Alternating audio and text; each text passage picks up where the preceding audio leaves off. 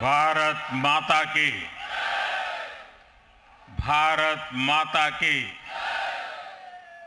भारत माता की। भारतीय जनता पार्टी के नवीन अध्यक्ष माननीय नितिन नबीन जी, हमारे पूर्व अध्यक्ष जेपी नड्डा जी, भाजपा परिवार के अन्य सभी वरिष्ठजन, देश भर से आए कार्यकर्ता साथी,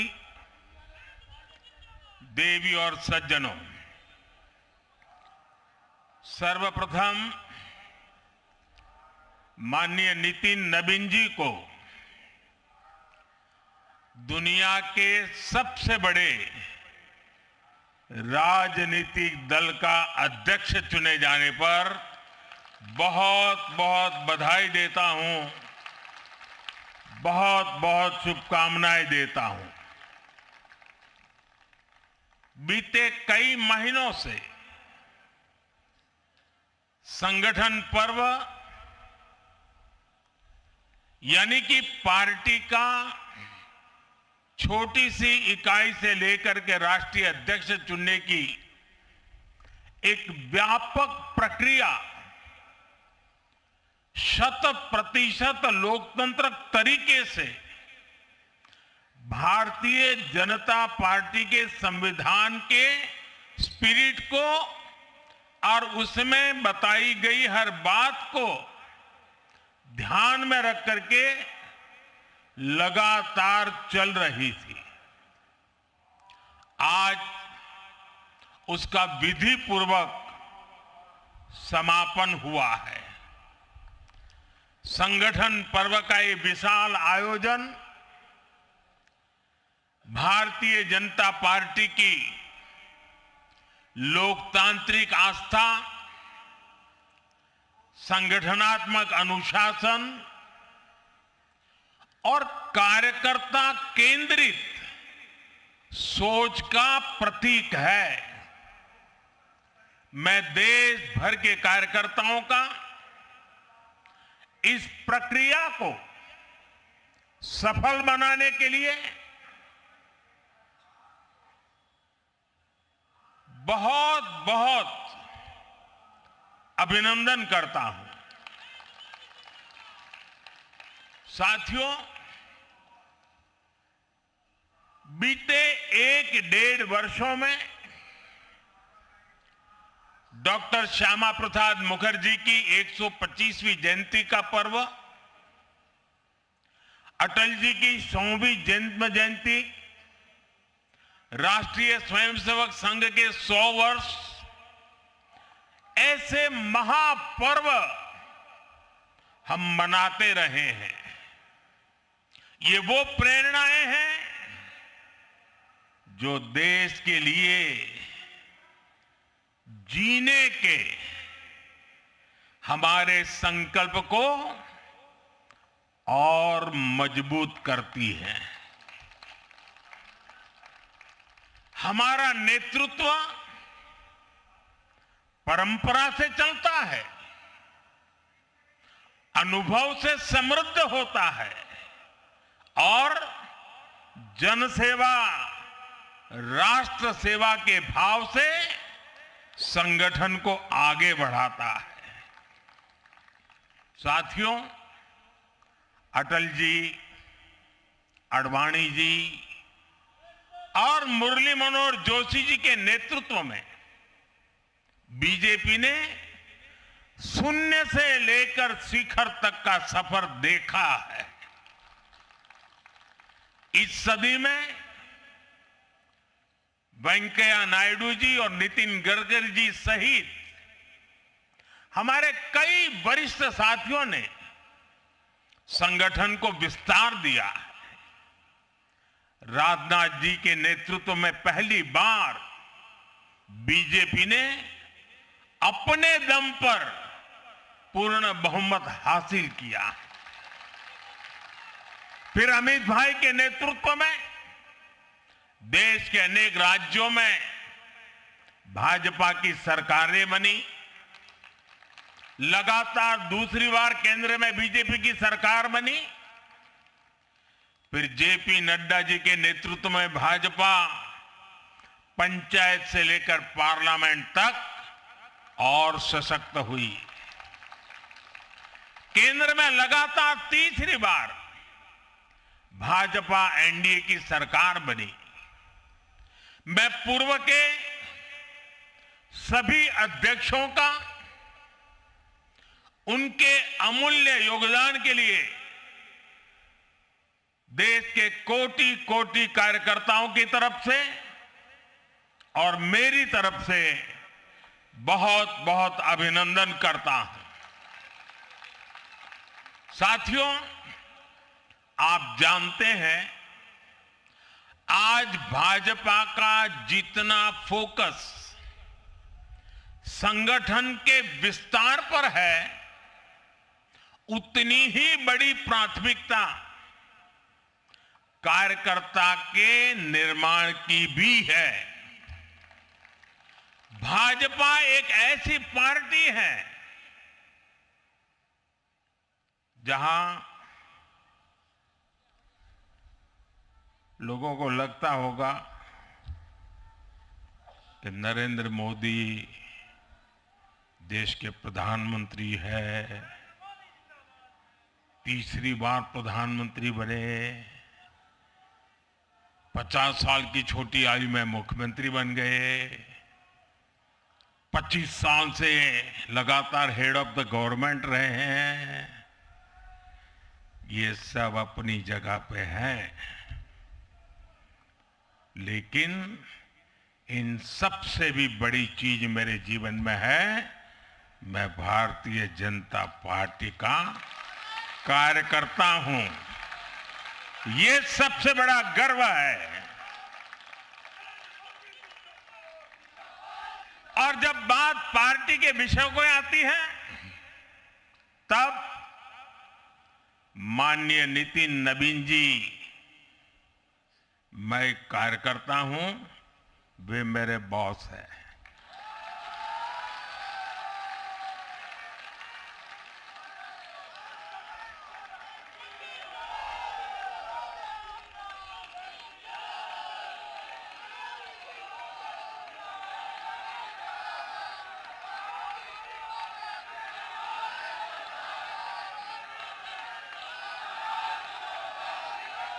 अब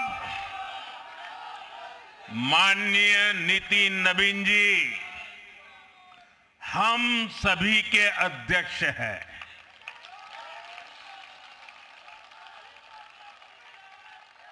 और उनका दायित्व सिर्फ भाजपा को भी संभालना इतना नहीं है, एनडीए के सब साथियों के बीच भी उन्होंने तालमेल का बहुत बड़ा दायित्व भी देखना होता है। साथियों, माननीय नितिन जी के संपर्क में जो भी आया है, वो उनकी सरलता और सहजता की चर्चा जरूर करता है। बीजेपी युवा मोर्चा का दायित्व हो, अलग अलग राज्यों में प्रभारी के रूप में जिम्मेदारी हो, या फिर बिहार सरकार में काम करने का अनुभव हो, नितिन जी ने हमेशा जब जब जो जहां जहां जो जिम्मेवारी मिली, अपने आप को उन्होंने साबित किया है। जिम्मेवारी देने वालों को भी उनके कार्य ने गर्व से भर दिया है। साथियों,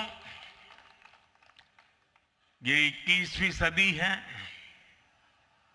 और देखते ही देखते 21वीं सदी के पहले 25 वर्ष तो पूरे भी हो चुके हैं। आने वाले 25 वर्ष बहुत महत्वपूर्ण है। ये वो कालखंड है जब विकसित भारत का निर्माण होना है और होना तय है।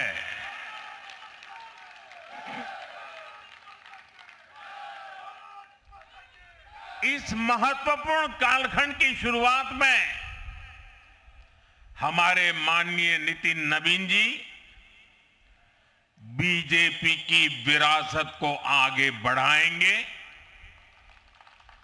मैं आजकल के युवाओं की भाषा में कहूं तो नितिन जी खुद भी एक प्रकार से मिलेनियल है।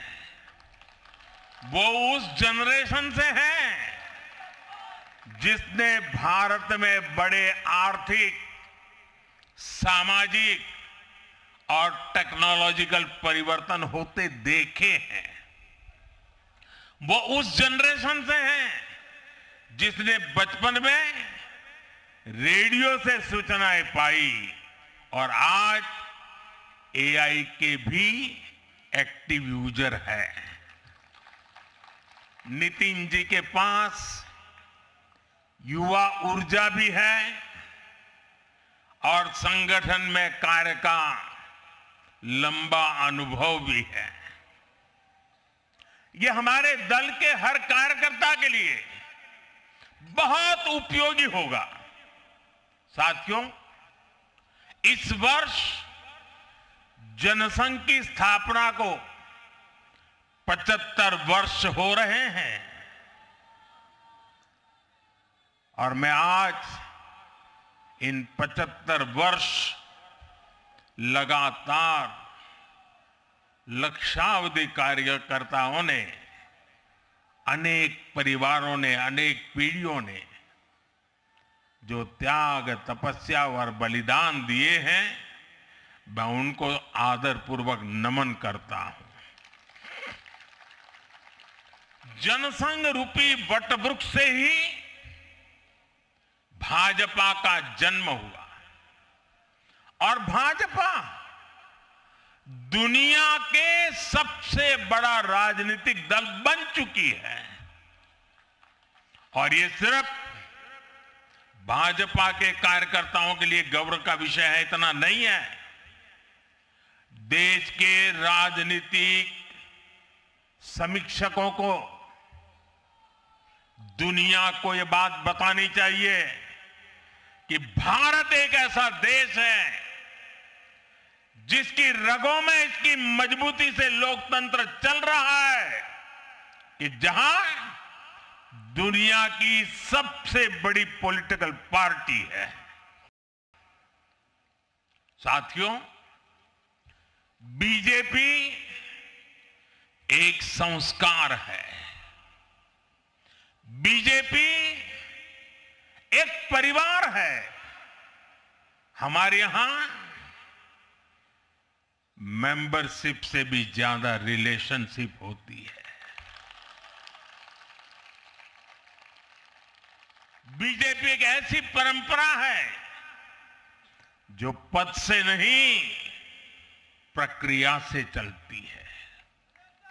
हमारे यहां पदभार एक व्यवस्था है और कार्यभार ये जीवन भर की जिम्मेदारी है। हमारे यहां अध्यक्ष बदलते हैं लेकिन आदर्श नहीं बदलते। नेतृत्व बदलता है लेकिन दिशा नहीं बदलती। साथियों, भाजपा का स्वरूप नेशनल है। भाजपा का स्पिरिट नेशनल है, क्योंकि हमारा जुड़ाव लोकल है। हमारी जड़ें जमीन के नीचे गहरी है। इसलिए भाजपा रीजनल एस्पिरेशन को प्लेटफॉर्म देती है, उन्हें नेशनल एम्बिशंस का आधार बनाती है। और इसलिए आज देश के कोने कोने के लोग भाजपा के साथ हैं, भाजपा के साथ जुड़ रहे हैं। और इतना ही नहीं, जो भी अपनी राजनीति का प्रारंभ करना चाहता है, उसको भी भाजपा का प्रवेश द्वार सबसे उत्तम, सबसे सुरक्षित लगता है।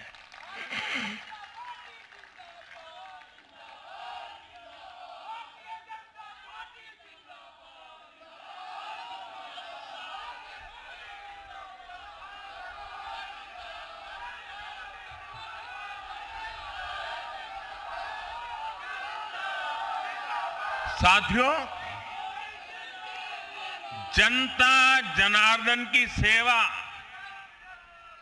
ये हमारे लिए हमेशा सर्वोपरि रही है। हमने सत्ता को सुख का नहीं बल्कि सेवा का माध्यम बनाया है। इसलिए भाजपा पर जनता का विश्वास निरंतर मजबूत होता गया है। अगर बीते 11 वर्षों की ही बात करें तो भाजपा की यात्रा जन विश्वास अर्जित करने की अद्भुत यात्रा रही है। बीते 11 वर्षों में बीजेपी ने हरियाणा,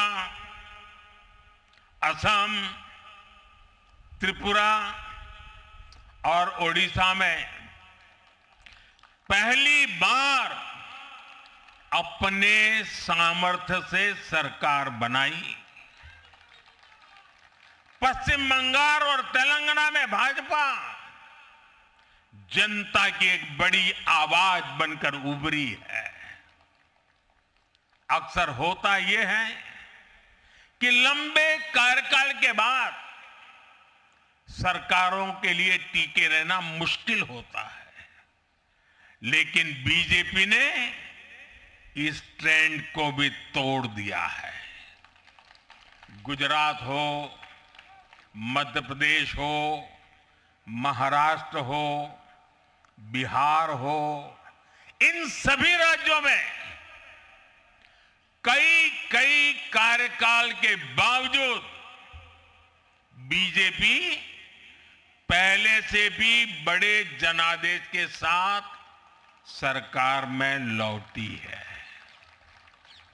साथियों, बीते 1.5-2 वर्षों में तो भाजपा पर जनता का भरोसा और मजबूत हुआ है।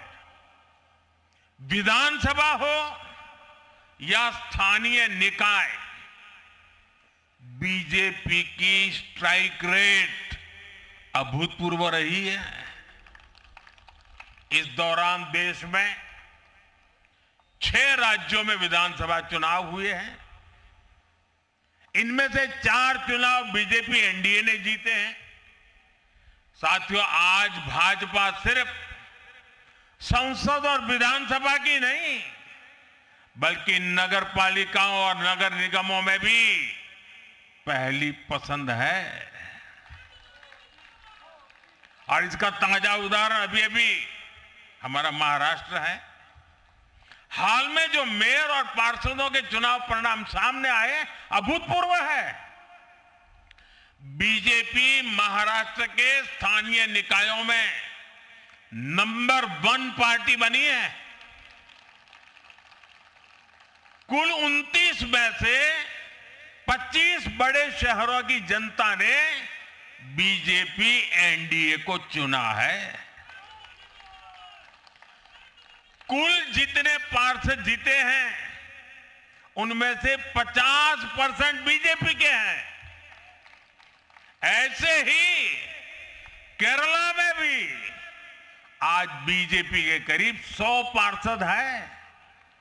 केरला की राजधानी तिरुअनंतपुरम की जनता ने मेयर चुनाव में 45 साल बाद लेफ्ट से सत्ता छीनी और भाजपा पर भरोसा किया।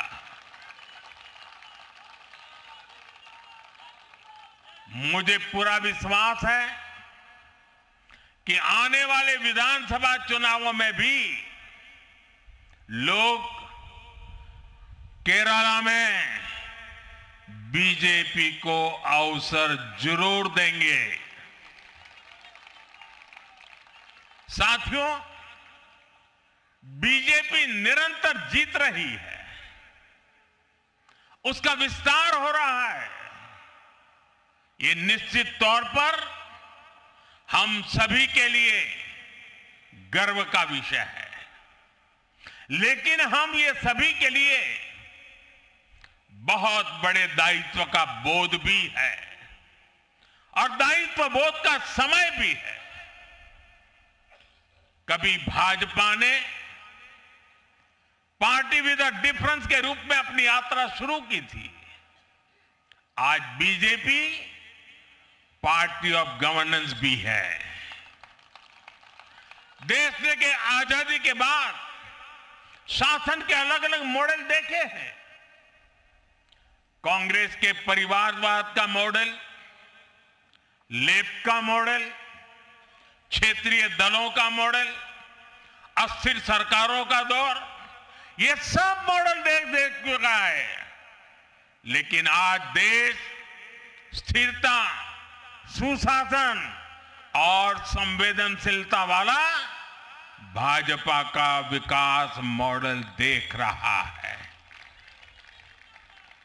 साथियों, ये भाजपा ही है जिसने सामाजिक न्याय के नारे को सच्चे स्वरूप में जमीन पर उतारा है।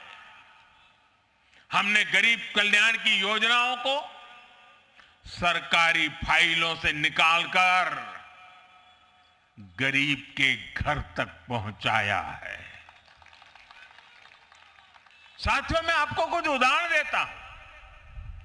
आजादी के 70 वर्ष बाद सिर्फ 3 करोड़ ग्रामीण परिवारों तक ही पाइप से पानी पहुंच पाया था। माताओं बहनों की पीड़ा, पानी के लिए उनके संघर्ष की सूध लेने वाला कोई नहीं था। और मुझे याद है, मैं जब गुजरात में राजनीतिक क्षेत्र में नहीं आया था, सामाजिक जीवन में काम करता था, तो हमारे यहाँ एक धंधुका करके स्थान है, वहां मैं जाता था तो वो मुझे वहां के लोग कहते थे कि आप यहाँ रात को मत रुकिए और जब भी आपका दौरा हो तो सुबह 10 बजे के बाद आइए। नॉर्मली मेरा नेचर रहता था कि हर नए स्थान पर जाकर रात को रुकूं, कार्यकर्ताओं से मिलूं, लेकिन धंधुका वाले मना करते थे। क्यों? वो कहते पानी नहीं है, सुबह हम आपको स्नान करने के लिए पानी नहीं दे पाएंगे। वहां तो कहावत चलती थी कि बेटी को बंदूकें दो लेकिन धंधुके मत दो, यानी उसको बंदूक लगा मार दो लेकिन धंधुके में शादी मत करो। पानी नहीं था। ये दर्द मैंने देखा है।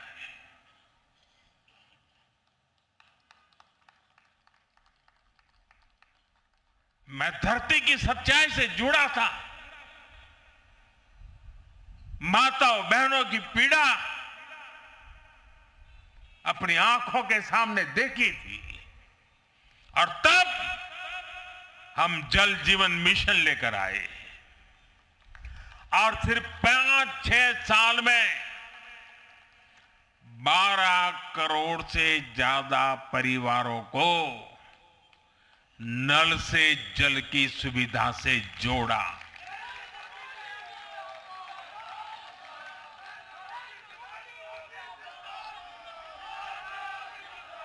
साथियों, ये हमारी सरकार है जिसने धुएं से बीमार होती बहनों की पीड़ा समझी, वरना पहले तो एलपीजी गैस को भी अमीरों का ही सौभाग्य मान लिया गया था। भाजपा ने पूरी संवेदनशीलता के साथ हर घर को एलपीजी गैस कनेक्शन से जोड़ने का अभियान चलाया। वर्ष 2014 तक जहां सिर्फ 14 करोड़ एलपीजी कनेक्शन थे, आज देश में 33 करोड़ से अधिक गैस कनेक्शन है। ऐसे ही गांव की बहनों को लखपति दीदी बनाने का अभियान है।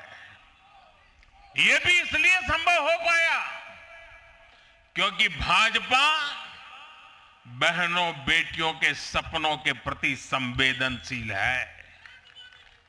साथियों, एक जमाना था हम भी सुनते थे कि फलाना परिवार वो तो लखपति परिवार है, ढीकना परिवार लखपति परिवार है, यानी लखपति होना बहुत बड़ी बात मानी जाती थी। ये मोदी है जो सपने देखता है कि मेरे गांव की गरीब मां भी लखपति दीदी बनेगी।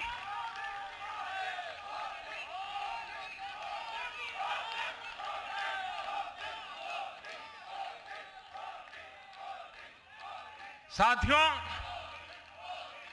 दशकों तक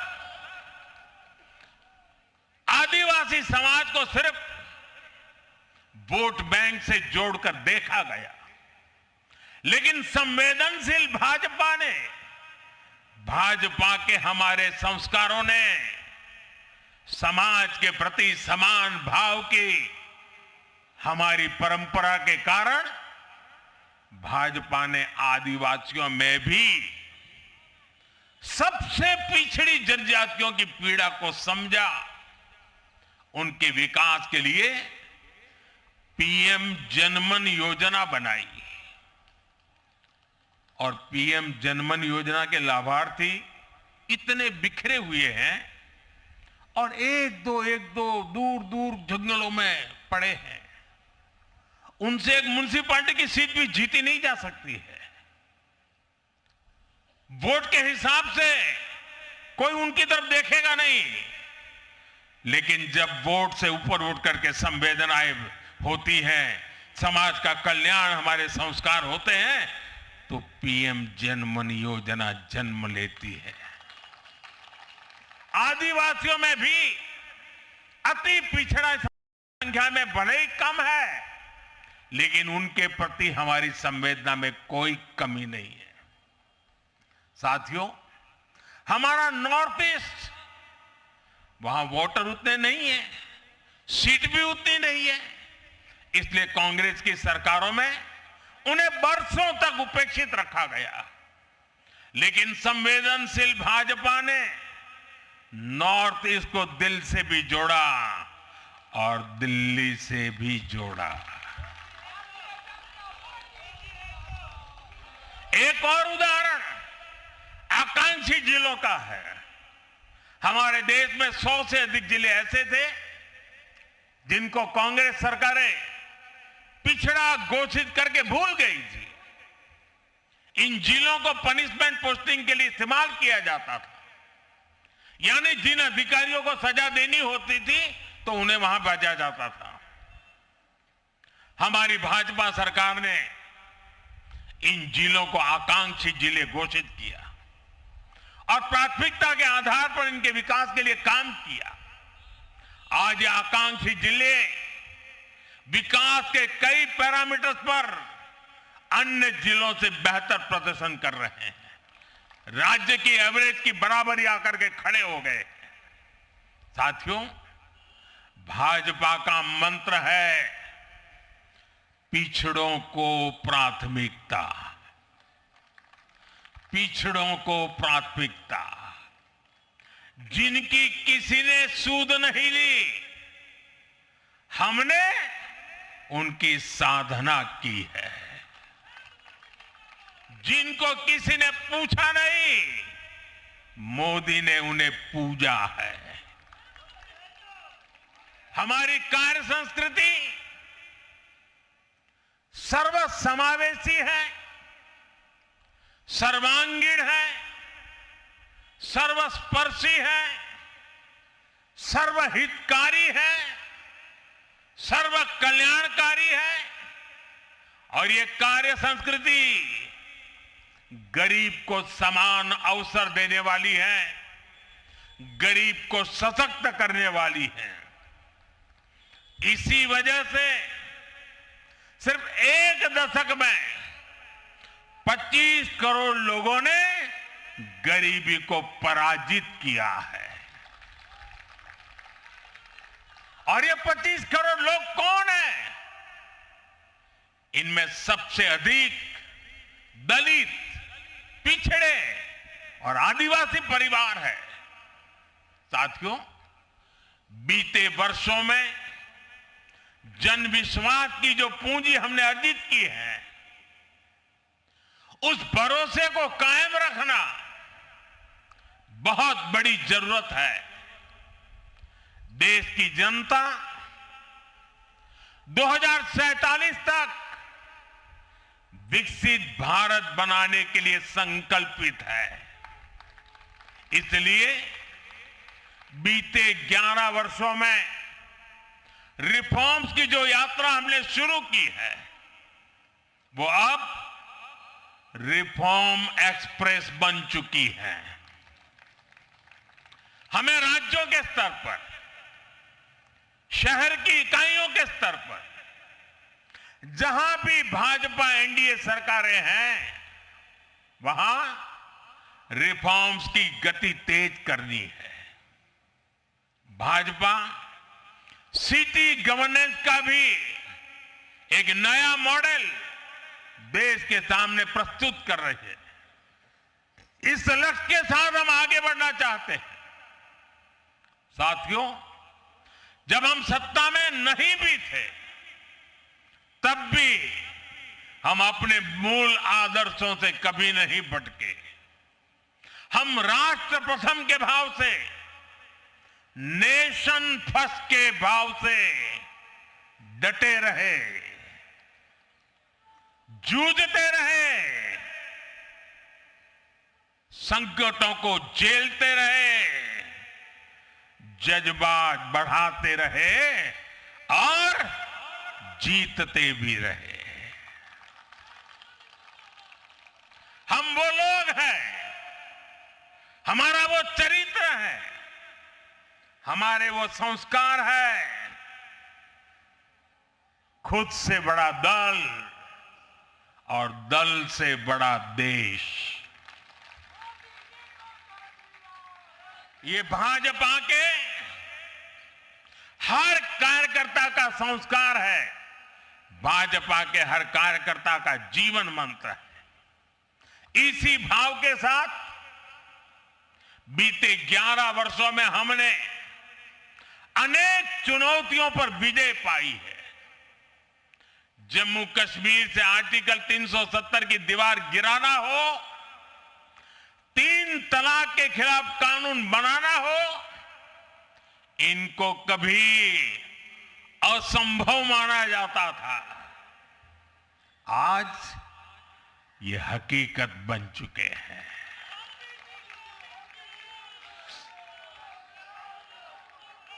आज देश में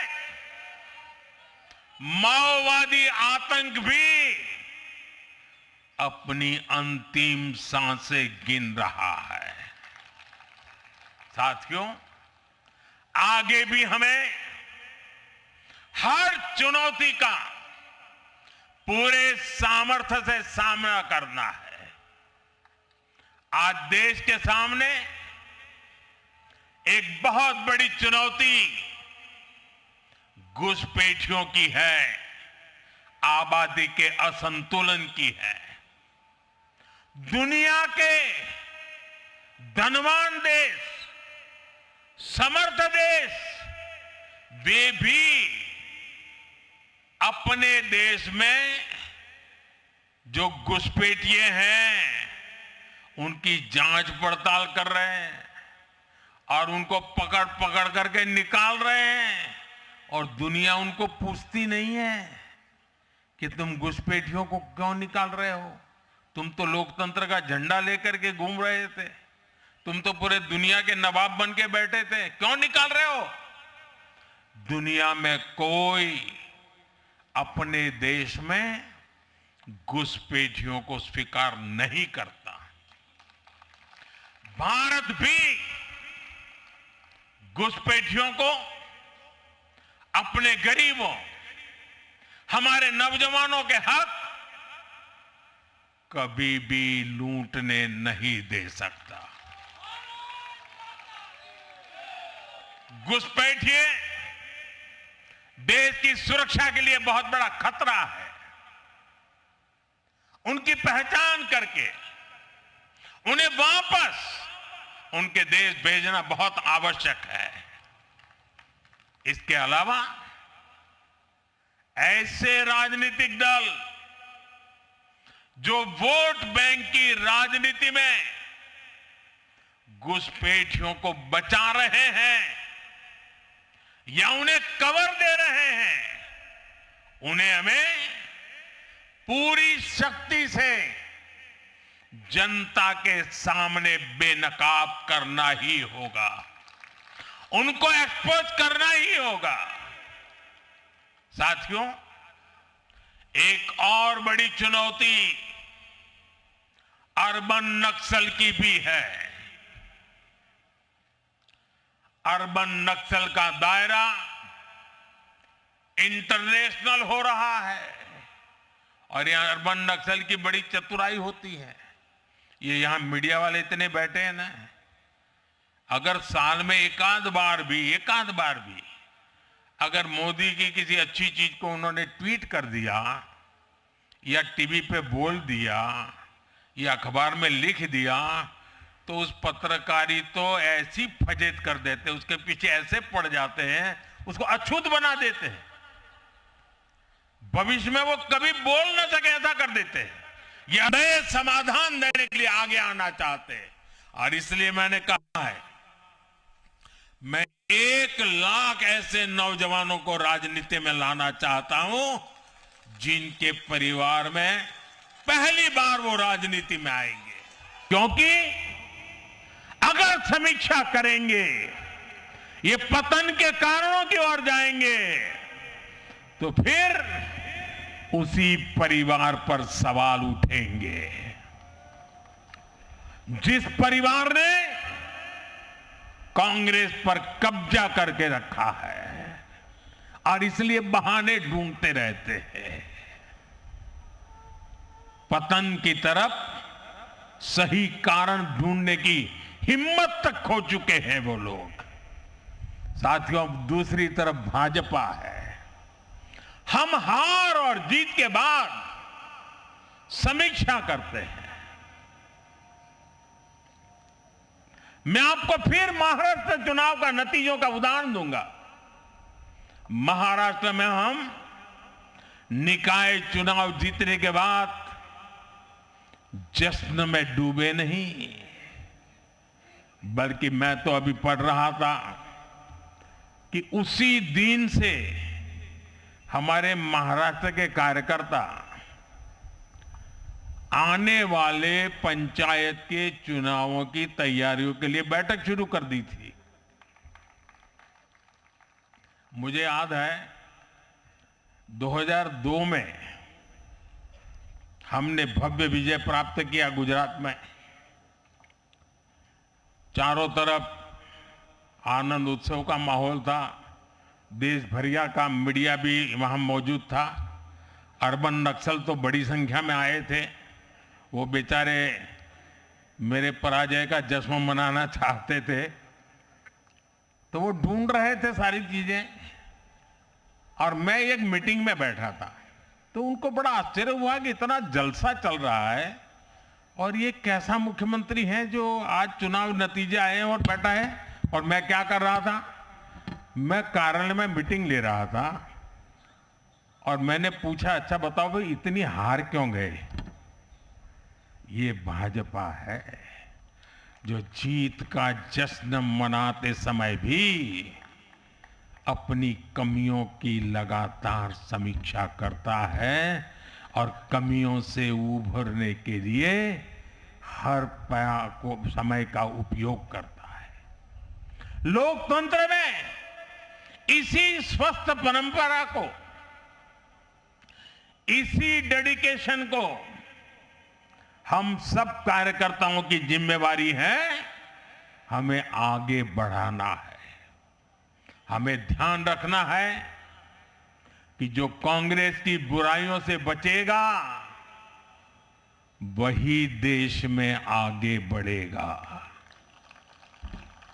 साथियों, आज भाजपा परिवार को अपना नया मुखिया मिला है, ऊर्जावान मुखिया मिला है, अनुभवी मुखिया मिला है और भाजपा परिवार की हमारी ताकत हर कार्यकर्ता का परिश्रम है, उसकी सामूहिक चेतना है। बूथ पर जो हमारा कार्यकर्ता पूरे साल भर जुटा रहता है, वो ही हमारी सच्ची ताकत है। हमें याद रखना है, हम सबसे जुड़े, हम सबको जोड़े, कल्याणकारी योजनाओं से हर लाभार्थी को लाभ पहुंचाए, ये हमारा ध्येय होना चाहिए। इसी आग्रह के साथ माननीय नितिन नवीन जी को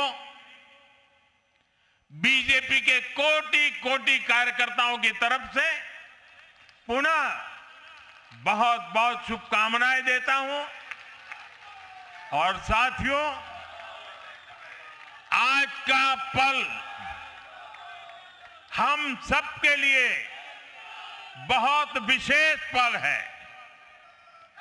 हमारे राष्ट्रीय अध्यक्ष जी अब हमारा मार्गदर्शन करने वाले हैं। उनका एक एक शब्द हमारे लिए आगे की दिशा होगी। हमारे आगे के कार्य रचना के लिए उनका मार्गदर्शन हमारी अमूल्य पूंजी होगी। मैं भी एक कार्यकर्ता के तौर पर मैं पहले नए अध्यक्ष जी को मेरे काम का हिसाब दे रहा था, मैंने हिसाब दिया, अब वो मेरा सीआर लिखेंगे। लेकिन अब मेरे आगे के काम के लिए मैं उनके मार्गदर्शन की प्रतीक्षा कर रहा हूं।